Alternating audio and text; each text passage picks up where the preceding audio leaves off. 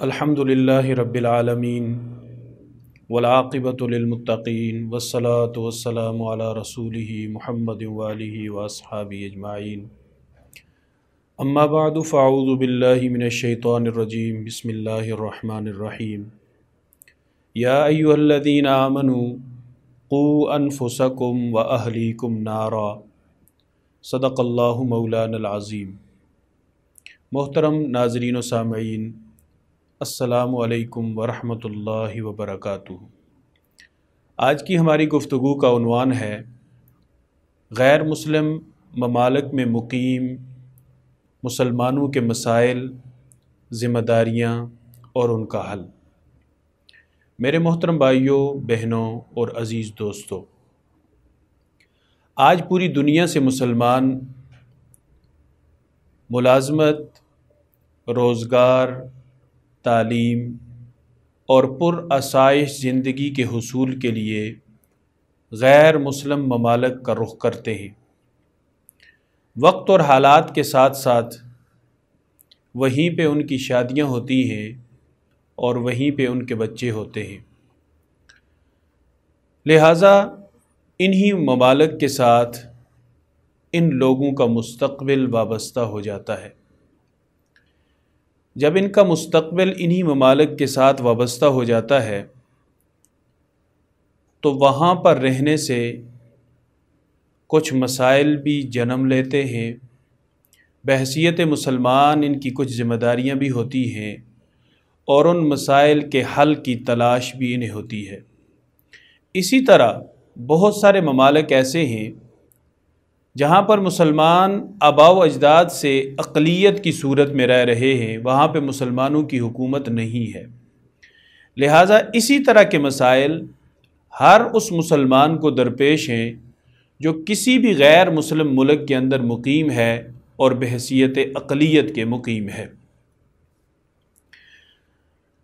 اگر مسلمان اپنی ذمہ داری کو سمجھ لیں اور پھر اپنی اس ذمہ داری کو پورا کریں تو اللہ رب العزت کی ذات سے یقین ہے کہ مسلمان صرف اپنی ذمہ داری کو سمجھے اور اس ذمہ داری کو پورا کرنے لگ جائے تو اس کے بہت سارے مسائل خود بخود حل ہو جائیں گے۔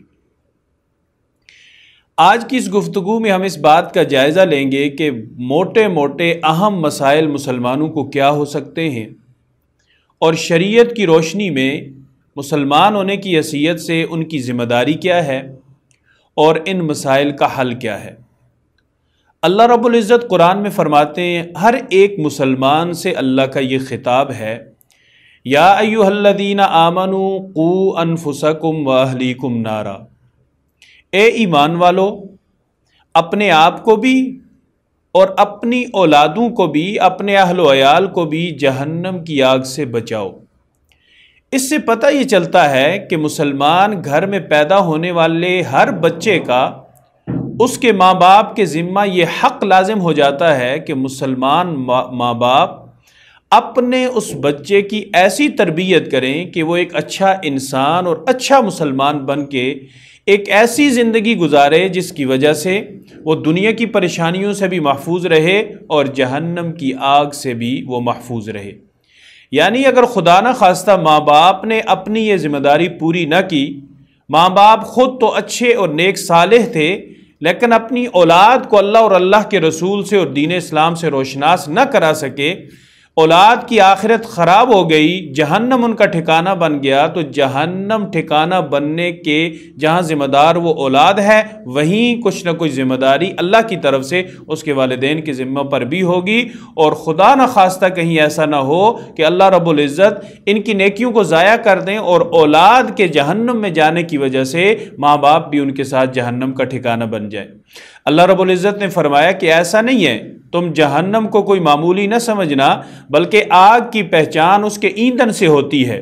पेट्रोल से भी आग बनती है, डीजल से भी आग बनती है, मट्टी के तेल से भी आग बनती है, लकड़ी से भी आग बनती है और कागज़ से भी आग बनती है, गैस से भी आग बनती है, लेकिन हर आग की हीट के अंदर फ़र्क होता है। अल्लाह रब्बुल इज़्ज़त फरमाते हैं जहन्नम की जो आग है वक़ूदुहन्नास वल हिजारा, उस जहन्नम की आग को जलाने के लिए जिन दो चीज़ों को इस्तेमाल किया जाएगा, एक तो इंसान को बतौर ईंधन के, इंसान ईंधन होगा और उससे आग निकलेगी, और दूसरा पत्थर जैसी सख्त चीज़ को अल्लाह रब्बुल इज़्ज़त जलाएंगे जिससे जहन्नम की आग वजूद में आएगी और उससे जहन्नमियों को अजाब दिया जाएगा।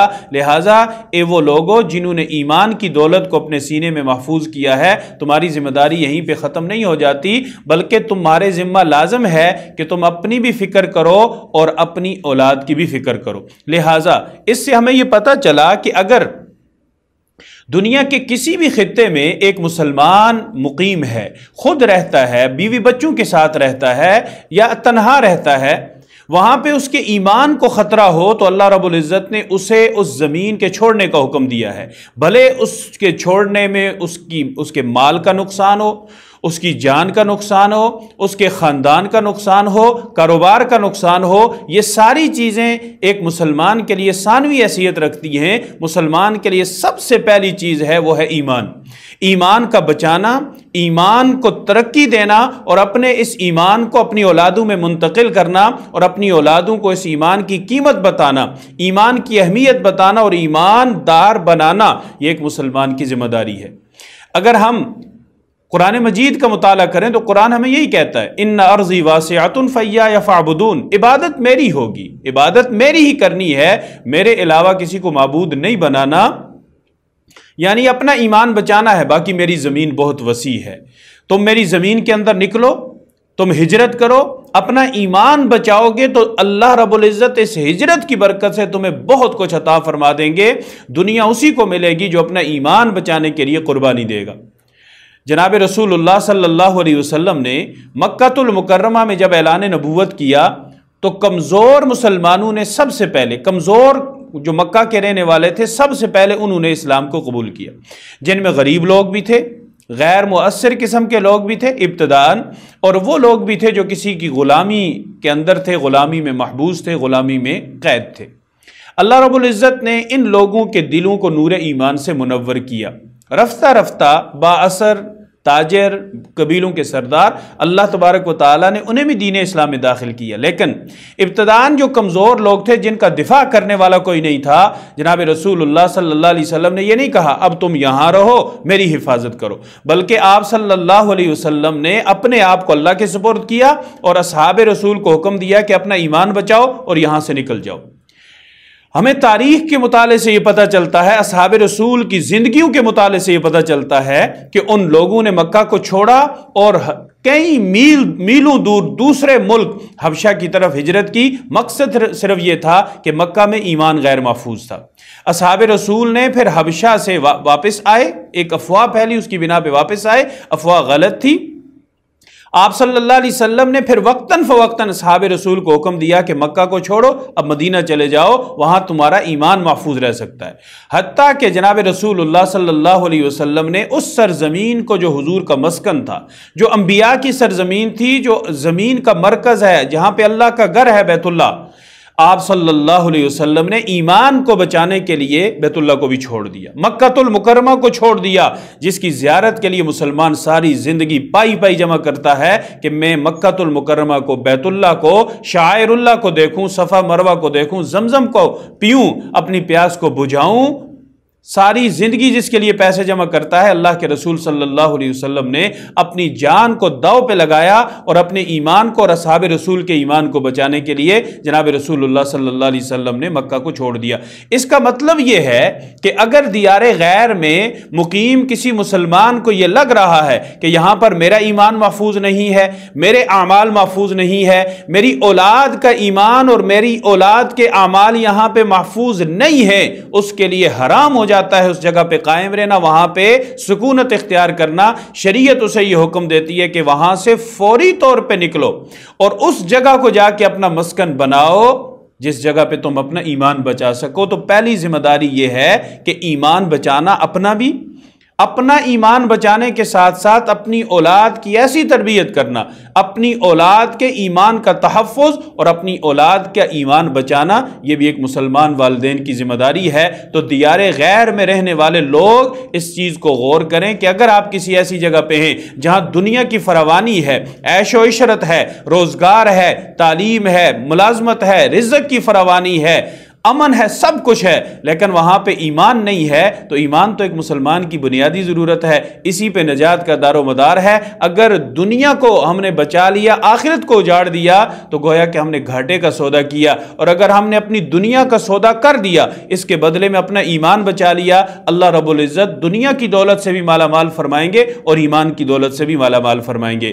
تو میرے محترم بھائیوں اور عزیز دوستو، غیر مسلم ممالک کے اندر جو مسلمان مقیم ہیں، انہیں جو کچھ مسائل کا سامنا ہے، ان میں ایک بنیادی مسئلہ اگر ہم دیکھیں، اسے دوسرے نمبر پہ بھی رکھ سکتے ہیں اور ترتیب بار پہلے نمبر پہ بھی رکھ سکتے ہیں، وہ ہے تعلیم کا مسئلہ، کہ وہاں پہ دینی مدارس اگر نہیں ہیں، ایسے سکول نہیں ہیں کہ جہاں پہ بچے کو یہ پتہ چلے کہ ہم کون ہیں، ہمارا مذہب کیا ہے، ہمارا دین کیا ہے، ہماری شریعت ہمیں کیا کہتی ہے، تو وہاں کی مسلم کمیونٹی کی کچھ ذمہ داریاں ہیں۔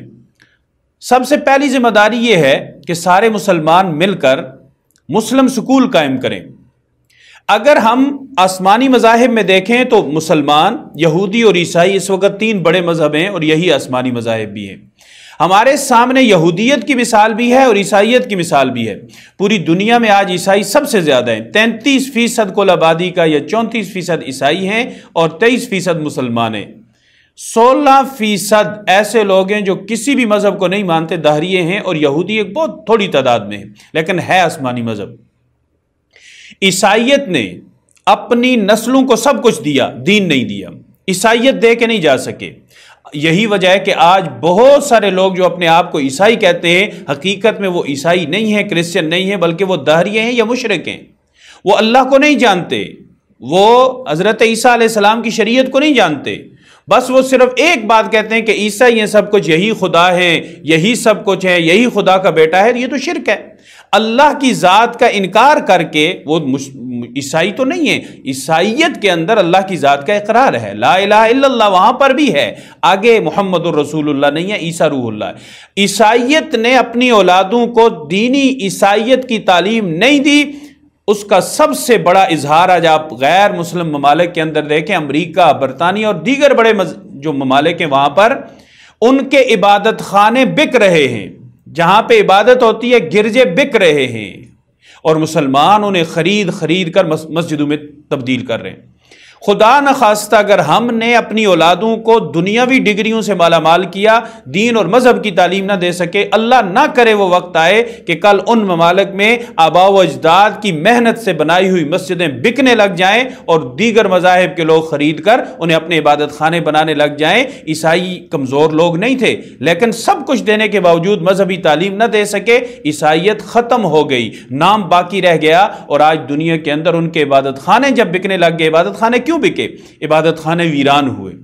اتوار کو آنے والے بھی جب ختم ہو گئے، عبادت خانہ ویران ہوا تو پھر بک گیا۔ اس کے مقابلے میں یہودیت اپنی نسلوں کو اپنے مذہب کی تعلیم دیتی ہے۔ عیسائی سکول قائم نہیں ہے، یہودی سکول زیادہ تعداد میں قائم ہیں۔ یہودی اپنے بچے کو مذہب کی تعلیم بھی دیتا ہے، محنت بھی کراتا ہے، ہنر بھی سکھاتا ہے، دنیاوی تعلیم بھی دیتا ہے، اور دیگر مذاہب کا تعارف بھی کراتا ہے۔ یہودیت سے کوئی آدمی عیسائی نہیں ہوتا، اور آج کوئی یہودی بھی مسلمان ہونے کے لیے تیار نہیں ہے۔ انہیں اپنے مذہب کی اتنی پختہ تعلیم دی گئی ہے کہ آج ان میں مذہب باقی ہے۔ اگر ہم نے اپنے بچوں کو دینی تعلیم نہ دی، مسلم سکول قائم نہ کیے، اور اس کے ساتھ ساتھ دینی ادارے بھی غیر مسلم ممالک میں قائم ہو سکتے ہیں۔ دیوبند جو آج پوری دنیا میں ایک بہت بڑی اسلام کی پہچان ہے، دیوبند ہندوستان کے اندر قائم ہے جو غیر مسلم ملک ہے۔ اسی طرح بہت سارے غیر مسلم ممالک میں بڑے بڑے مدارس قائم ہیں۔ آپ اپنے ممالک کے اندر مسلم کمیونٹی مل کر مسلم سکول بنائے، دینی ادارے بنائے، اور ان دینی اداروں کے اندر عربی سکھائی جائے۔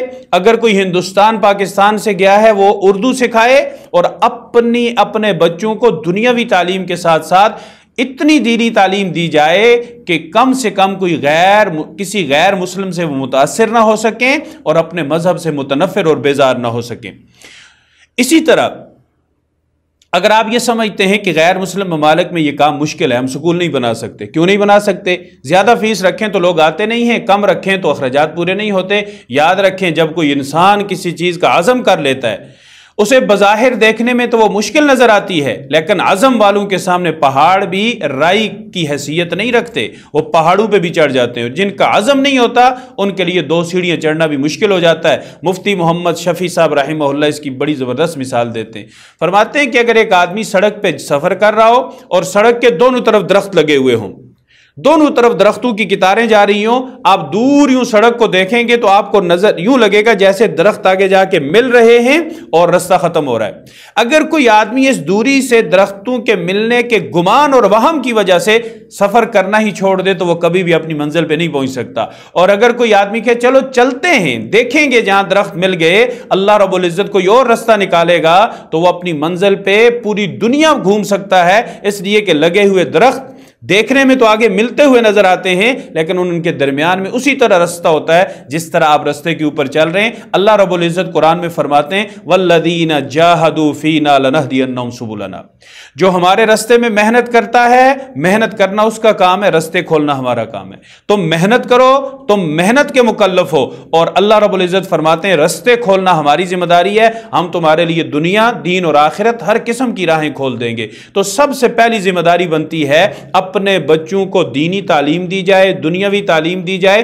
دنیاوی تعلیم بھی دنیا کے لیے ضروری ہے، لیکن اخروی تعلیم آخرت کے لیے ضروری ہے۔ لہٰذا مسلمان ملک ہو یا غیر مسلم ملک ہو، چونکہ میرا موضوع غیر مسلم ممالک میں رہنے والے مسلمان ہیں، یہ مسلمان ممالک میں رہنے والے مسلمانوں کے لیے بھی ضروری ہے کہ اپنے بچوں کو ایسے سکولوں میں داخل نہ کروائیں جہاں سے وہ ڈانس اور ناچ گانا سیکھ کر آئیں، بلکہ ایسے سکولوں میں انہیں داخل کرایا جائے، ایسے سکولوں میں انہیں داخل کروایا جائے کہ جہاں سے وہ اللہ کا تعارف، رسول اللہ کا تعارف، اصحاب رسول کی محبت، بزرگان دین کی محبت، اپنے اسلاف کے کارنامے، اپنی تاریخ سے واقفیت لے کے آئیں، تو انشاءاللہ آپ کی نسلیں محفوظ ہاتھوں میں ہیں۔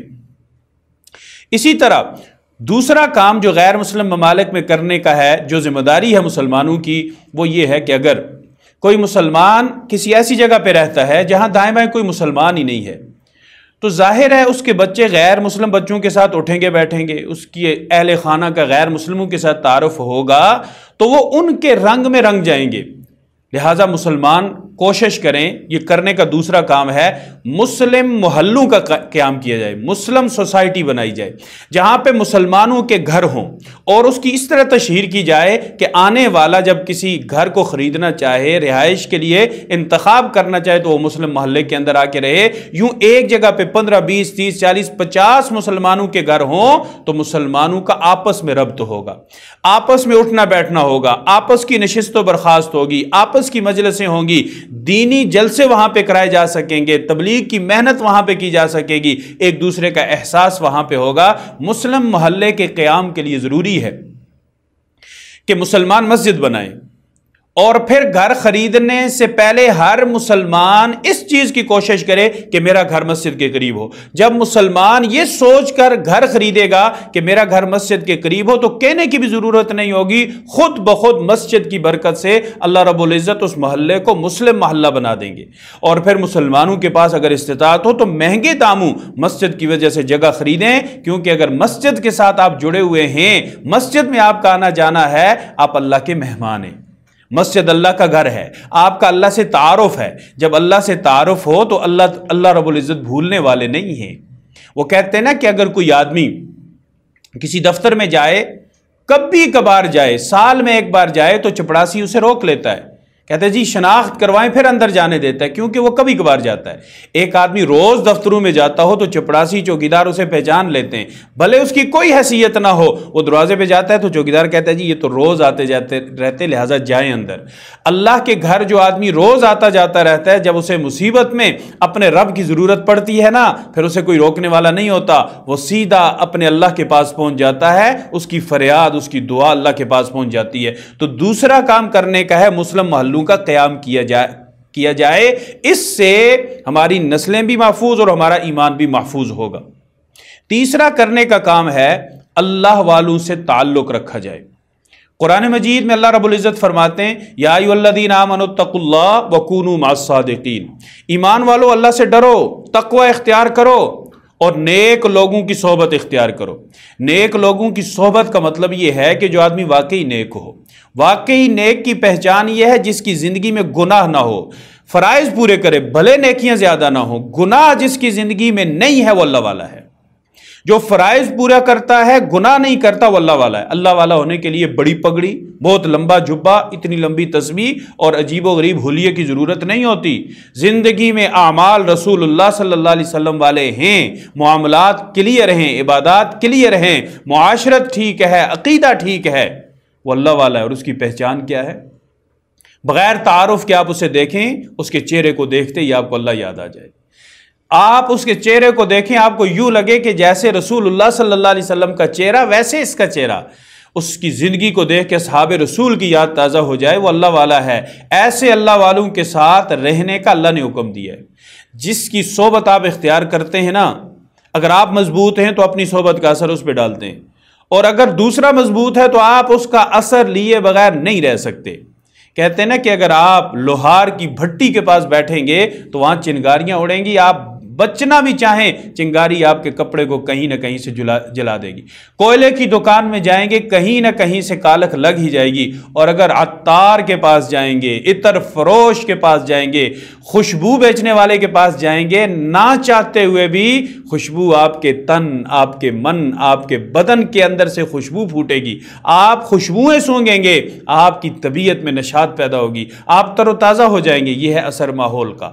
اللہ والوں کی صحبت ہوگی، اللہ تک پہنچیں گے، اور اللہ والوں کی صحبت نہیں ہوگی تو بھٹکنے کا اندیشہ ہے۔ اللہ خود فرماتے ہیں یا ایھا الذین آمنوا اتقوا اللہ وکونوا مع الصادقین۔ میں اس کی مثال یوں دیتا ہوں کہ جب آپ کسی غیر مسلم ملک کے اندر جاتے ہیں یا عام معاشرے کے اندر آپ جاتے ہیں، گویا آپ سمندر میں چھلانگ لگا دیتے ہیں۔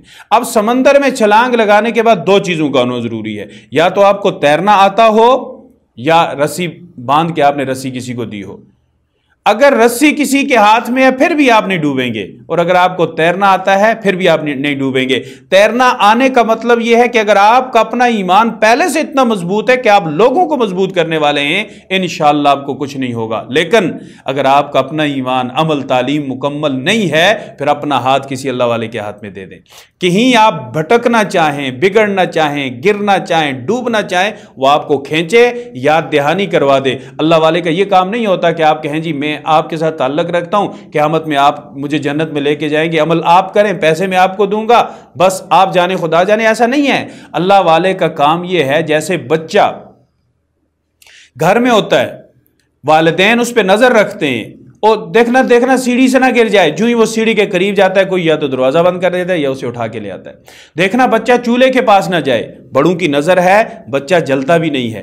بڑوں کی نظر ہے، بچہ گرتا بھی نہیں۔ خدا نہ خواستہ گر جائے تو کوئی بڑا آ کے اسے اٹھاتا ہے، سہلاتا ہے، سلا دیتا ہے، اور بچہ چپ ہو جاتا ہے۔ اللہ والے کے ہاتھ میں ہاتھ ہوگا، پہلے تو وہ گرنے نہیں دے گا، اگر گر جائیں تو وہ اٹھا لے گا، سنبھالے گا، صاف کرے گا۔ جیسے ہیرا کیچڑ میں گر جائے وقتی طور پہ تو اس کی چمک دمک ختم ہو جاتی ہے۔ کوئی ہیرا شناس اگر آ جائے، اس ہیرے کو اٹھا کے صاف ستھرا کرے، دھوئے، شوکیس کے اندر اسے رکھیں، اس کی چمک لوٹ آتی ہے۔ ہر مسلمان ایک ہیرا ہے، جس میں ایمان ہے وہ ہیرے کی مانند ہے۔ کسی ایسے سے تعلق رکھیں کہ خدا نہ خواستہ کیچڑ میں گر جائیں، کوئی آئے ہمیں اٹھائے، صاف ستھرا کر کے دوبارہ سے شوکیس میں رکھ کے ہماری چمک کو دوبارہ واپس لوٹا دے۔ اسی طرح چوتھا کرنے کا کام ہے، ہمارے اسلاف نے ہمارے لیے بہت بڑا علمی ذخیرہ چھوڑا ہے۔ ہمارے اسلاف نے اتنی کتابیں لکھی ہیں کہ جب تاتاریوں نے بغداد پہ حملہ کیا، خلافت کو ختم کیا، اس وقت مسلمانوں کی جو کتابیں دریاؤں میں بہائی گئیں، ان کتابوں سے پل بنے اور ان پلوں کے اوپر سے گھوڑے گزرے۔ اتنا علمی سرمایہ ہمارا ضائع ہوا ہے کہ جس دریا میں کتابوں کو پھینکا گیا، ان کتابوں کی سیاہی سے دریاؤں کا پانی سیاہ بہتا رہا۔ اتنا علمی ذخیرہ ہمارے بزرگوں نے ہمارے لیے چھوڑا تھا۔ لیکن الحمدللہ اب بھی بہت ہے۔ اپنے گھر میں کتاب ضرور خرید کے رکھیں، کبھی نہ کبھی آپ کو موقع ملے گا، آپ اٹھا کے ایک حدیث اور اس کا ترجمہ پڑھ لیں گے۔ اپنے گھر کتاب ضرور خرید کے رکھیں، کبھی نہ کبھی آپ کو موقع ملے گا، آپ کتاب اٹھائیں گے، ایک حدیث کا مطالعہ کر لیں گے، آپ کو موقع نہیں ملتا، آپ کے گھر والوں کو، بیگم صاحبہ فارغ ہوئی کام سے، کتاب اٹھائی دیکھ لی، کبھی کبھار ایک جملہ انسان کی زندگی کو بدل کے رکھ دیتا ہے۔ اور اس کے ساتھ ساتھ فضائل اعمال، اعمال کی ترغیب کے اعتبار سے بہت اچھی کتاب ہے۔ معارف الحدیث آپ اپنے گھر کے اندر رکھیں، منتخب احادیث آپ اپنے گھر کے اندر رکھیں، تنبیہ الغافلین آپ اپنے گھر کے اندر رکھیں۔ اسی طریقے سے اور بہت ساری کتابیں ہیں جو مستند ہوں، مضبوط ہوں، اپنے گھر میں رکھیں۔ ایک وقت 24 گھنٹوں میں صرف 5 منٹ کا ایک وقت نکالیں، گھر کا بڑا اس کتاب کو اٹھا کر ایک حدیث مبارکہ پڑھے اور اس کا ترجمہ کر کے سارے گھر والوں کو سنا دے۔ اگر آپ ایسا کریں گے، اللہ رب العزت آپ کی نسلوں کے اندر اسلام کو اور دین کو محفوظ فرما دیں گے۔ تو دینی کتاب گھر کے اندر ہونا بہت ضروری ہے۔ اس کی تعلیم اپنے بچوں کو پھر ترتیب سے، آج ایک بچہ پڑھے، کل بچی پڑھے، پھر بیگم پڑھے، یوں پڑھ کے سب کو سنائیں۔ اللہ رب العزت کی ذات سے یقین ہے کہ انشاءاللہ اگر دین کے ساتھ وابستگی رہی، قرآن اور سنت کے ساتھ وابستگی رہی، اللہ رب العزت ہماری نسلوں کو ضائع ہونے سے بچا دیں گے انشاءاللہ العزیز۔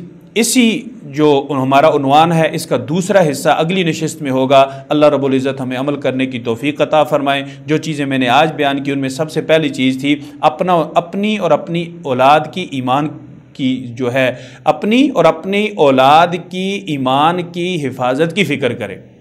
دوسری چیز میں نے آپ کو بتائی، اولاد کی دینی تعلیم کا خیال رکھا جائے، مسلم محلوں کا قیام کیا جائے، اللہ والوں سے تعلق اپنا قائم کیا جائے، اللہ والوں کے ہاتھ میں اپنا ہاتھ دیا جائے۔ باقی انشاءاللہ العزیز 4-5 چیزیں مزید ہیں، وہ دوسری نشست میں ہوں گی۔ وآخر دعوانا ان الحمدللہ رب العالمین۔